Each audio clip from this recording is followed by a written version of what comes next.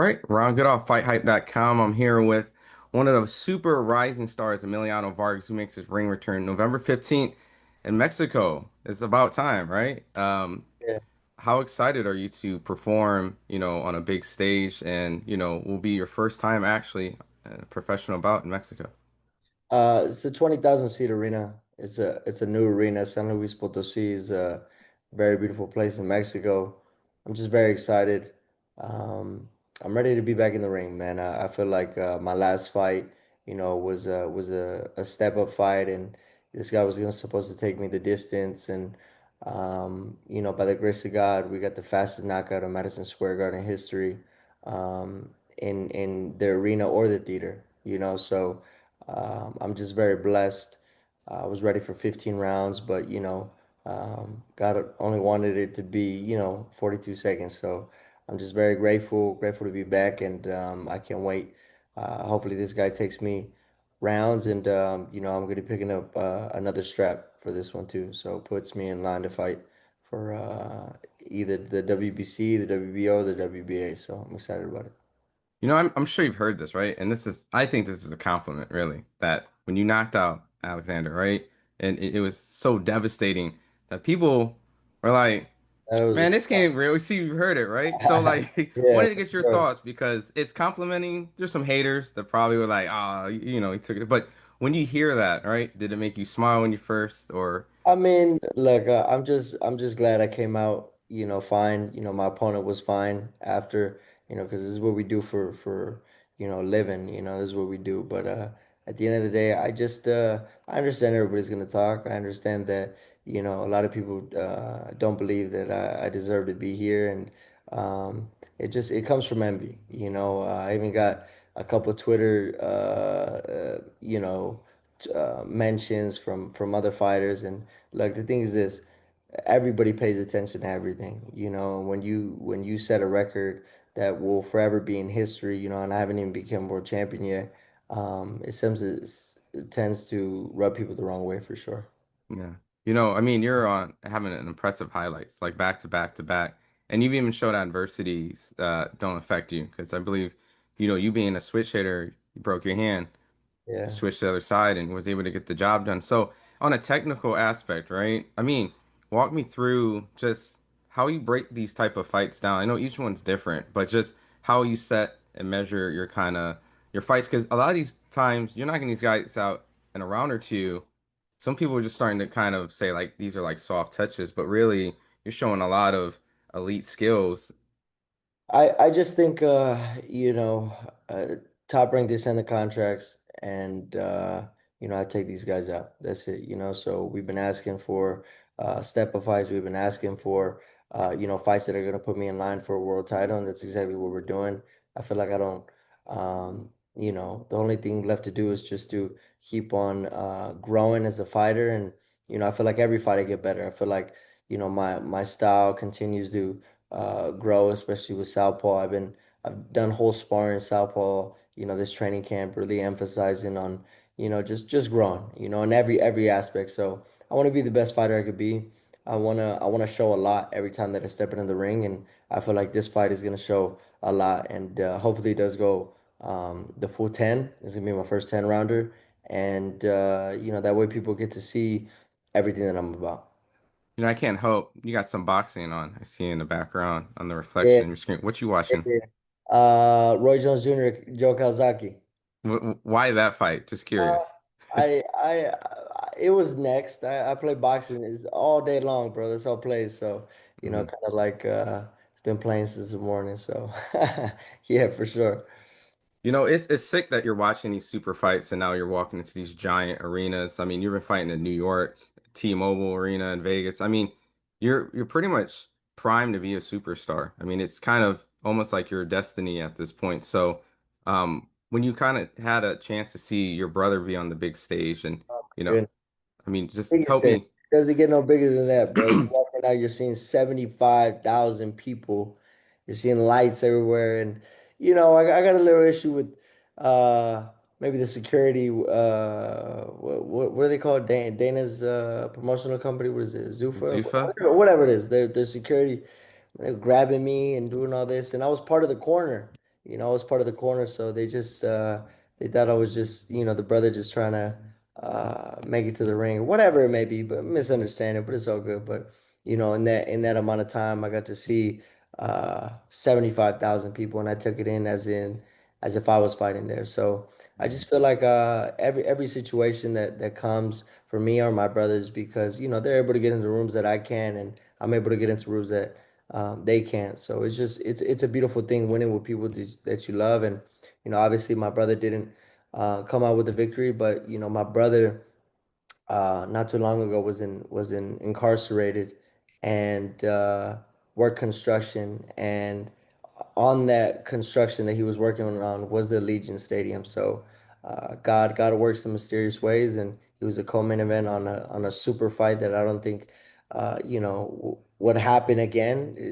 Fights like that don't happen again. So I just think God is the perfect planner, man. He had his ticket there, and all I'm gonna do is continue to support my brothers, and they're gonna support me, and the sky's the limit. We're gonna win inside of the ring, outside of the ring, and it definitely put it into perspective that you know uh, we're here, and if anything, we gotta stick close in moments like that for sure. Yeah, and I think it's surreal because like we're leaving an era, right? The Crawford Canelo fight happened. Didn't Many people didn't think that was going to happen, but that generation is going to move out. The current generation is going to take his place, Right. and then comes you and your contemporaries. And yeah, I'm already starting to see like the names, some people who signed with Top Rank, some people bringing up like a Scooter Davis. I think the one that everyone's really eyeing, I know right now you guys aren't in the same weight class, but you and Abdullah Mason. I mean, it screams Floyd, De La Hoya. It screams those type of huge fights. He's a great fighter. He's a great fighter, and I'm happy to see that he's fighting for a world title already. Some things just line up. I know for one of his fights, I think Keyshawn was the main event, and we all know what happened with that. So he was placed as the main event, and but just things line up, and obviously Keyshawn lost his belt, so I'm a winner. And at the end of the day, I don't feel any envy, or I don't feel any uh seeing other people win. You know what I'm saying? I feel like God has the time for my date, and every crop has its due date, and I feel like when it's time for me to fight for a world title, he's gonna fight for a world title, but I'm happy for him. you know um Regardless, I'm a competitor at the end of the day, and I feel like it's a great fight. He's a great fighter, and I think it'll be a fire matchup. I have a belt, he has a belt, and it's for all the marbles for sure. Yeah, I think it screams like the next mega fight. We've seen kind of certain fights with different fan bases and everything, but out of pure talent, entertainment, I mean, you guys are just cleaning everybody out. And at a certain point, even like Top Rank has had you guys not going at each other, What but they're sitting doing. next to each other. They know what they're doing, bro. Yeah. They know what they're doing. Like, they're the best in the business, and all I do is, I mean, like, when it comes down to it, it comes down to it, and let the best man win for sure. But do you see that as like one of those pay-per-view breaking Of records? course, of course. It's All I gotta do though is worry about my next fight, because if I don't get past him, then nothing else matters. So at the end of the day, I gotta lock in and just make sure that my next fight, I shine. That's it. I just can't help because I see the Shane Mosleys, the De La Hoyas, your dad, like that crop. Like we're trying to figure out who it is, and your name is definitely for sure already in there. So, but with your opponent, Jonathan, right? Um, what do you know about him? How would you describe him to fight fans who haven't had a chance to see him? Jonathan Mantrell is a slick fighter for sure. He fought Delonte Johnson, Tiger Johnson, and he put up a great fight. He went the distance with a great fighter, and I feel like if I could get him out of there, if when Delonte didn't, I feel like that would show a lot of repertoire to my skill set. So I just feel like all I got to do is continue to be great, and keep on training, and keep on doing what I'm doing. I've been in camp for 10 months out of the year, and it's going to show for sure.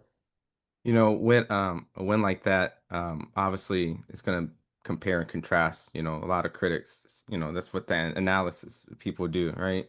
Is there a certain point where if a knockout comes, it would add to it, or would it kind of actually frustrate you because you do want those 10 rounds and you're not able to really show your different assets to those?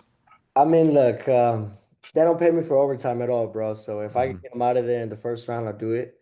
But of course, I want to show more. I want to show the boxing world what I'm about. But you know, when like my dad says, when it's time to show the world what you're about, you're gonna show the world. If it comes down to, you know, showing the world how much balls that you have, then show it, you know. But regardless, keep on boxing, be smart, and show the world how intelligent you are as well. So we're working a lot of things. I feel like a lot of things are gonna show this is a fighter that, you know, definitely has experience and knows how to take shots off and knows how to box and knows how to breathe when he's hurt and knows, you know, obviously how to use the ring. And you know, I'm very excited. These are the type of fights that I love because the better the competition, the better I look. So I'm very, very excited. We've been getting great sparring. I mean, sparring 12 rounds, 10 rounds every day.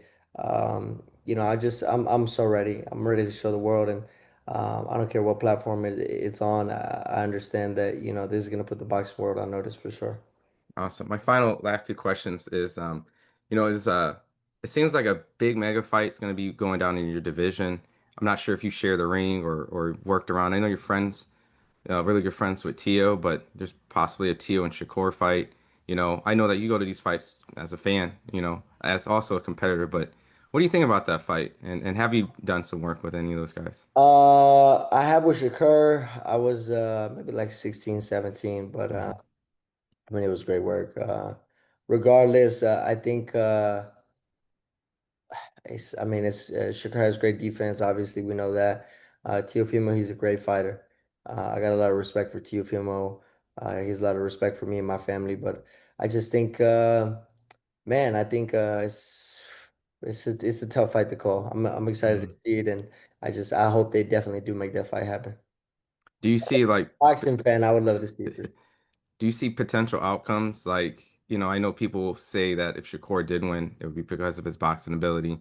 You know, people are saying that Tio is athletic. He could possibly be able to outbox Shakur, or you know, because he's known as a power puncher as well, maybe a knockout. But is there certain play like outcomes that you think that could go? Does the fight go the distance? Is it really rare to see? I think it would go the distance. I could see a decision for Shakur. I could see a decision for Teofimo. It just depends Mm, on you know, how if Shakur wants to fight or not. How the judges are gonna score it.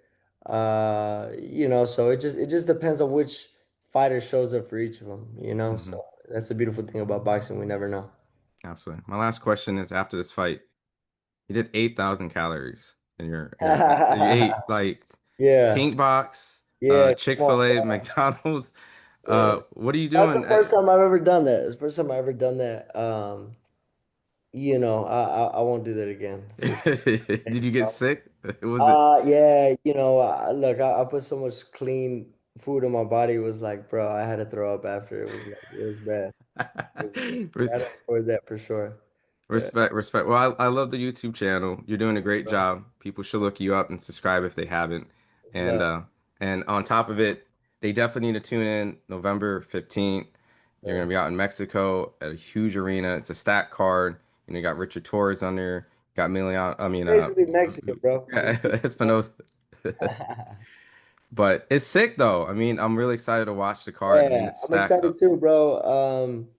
You know, this is like I said, I feel like every time I step in the ring of you know, I can't just win. I gotta exceed expectations. So, Mhm. you know, I know my last fight was record setting, but I just know that this next one, obviously I'm gonna pick up another belt that puts me in line to fight for either world title. And definitely my time is coming. So stay tuned.